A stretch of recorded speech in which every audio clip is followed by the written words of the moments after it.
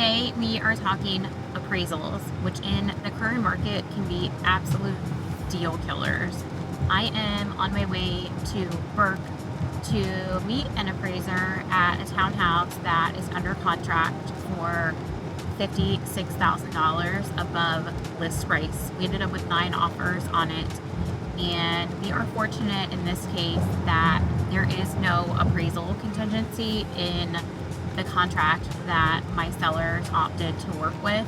But I still think it's worth talking about that when the competition gets that steep, really the only way to protect my sellers is to negotiate a waived appraisal contingency. And we did have offers that are higher than the contract they ultimately decided to work with.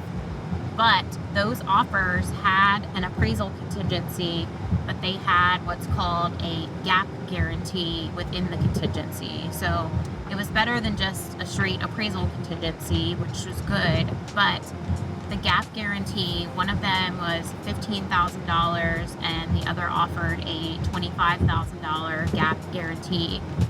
Substantial amounts, but there's just no way to know exactly where a property is going to appraise.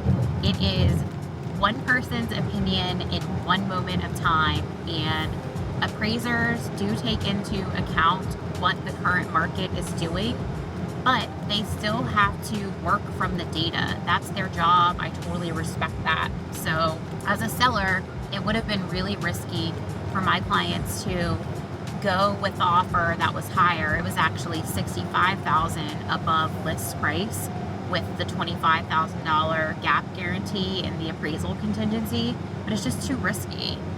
I can't give them that peace of mind that yes, it's not going to be shorter than $25,000, and if that's what happens, then that sale price that we agreed upon really doesn't mean a whole lot, because we're going to be back to the table negotiating to work out any additional shortage. So they went the safer route. I think it was a very smart decision, and even though there's no appraisal contingency, I always, as long as the appraiser is willing, I always meet them at the property. I want the property to appraise as high as possible for these buyers. No, they're not my clients, but of course I still want the best for them, and I do think it makes a difference when the listing agent makes an effort to go meet the appraiser. In situations where they're adamant, which some of them are, they don't want to see me, they want nothing to do with me as the listing agent, that's no problem. In that case, I leave a packet with all of the information that I can share with them about the property. Because at the end of the day, I'm always going to know more about the property than the appraiser. So I think it's my job to give them all of that data in hopes of not only making their job easier and more convenient, but also in hopes of getting the absolute highest value possible. And I really hope that the buyers on this townhouse do not have to either reconfigure their loan or do something different in terms of bringing more money to the table in the event that this house is short. And it would be a huge record for the neighborhood if it appraises. So I'm a little nervous that there probably is going to be some type of additional money needed at the table, but the buyers were obviously comfortable with it, and the lender confirmed. That's one of the questions that I ask when buyers are waiving the appraisal contingency is, has the lender verified that they have enough in reserves in the event the appraisal is short? So shouldn't cause a problem, but I always like to make that extra effort.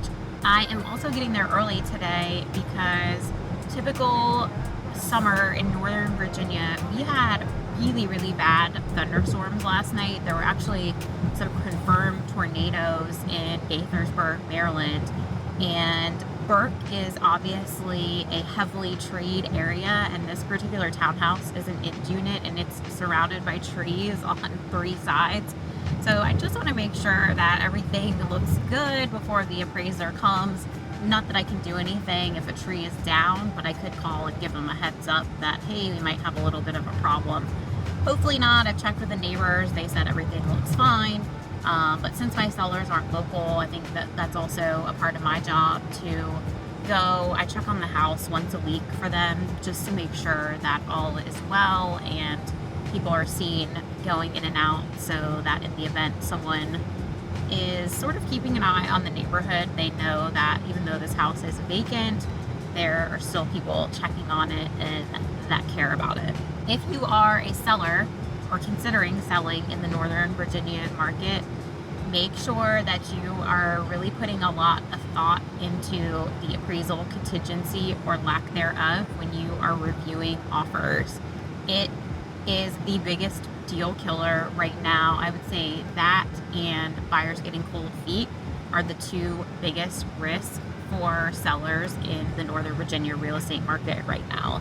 If you have any questions about the appraisal contingency or the process, drop them in the comments below. And if you are considering upsizing and are wondering how you're going to sell your current home and then go buy another home, be sure to grab my free upsize blueprint. It outlines everything in 5 simple steps and how we accomplish this for our clients on a regular basis. Thanks for watching, and until I see you on the next one, take care.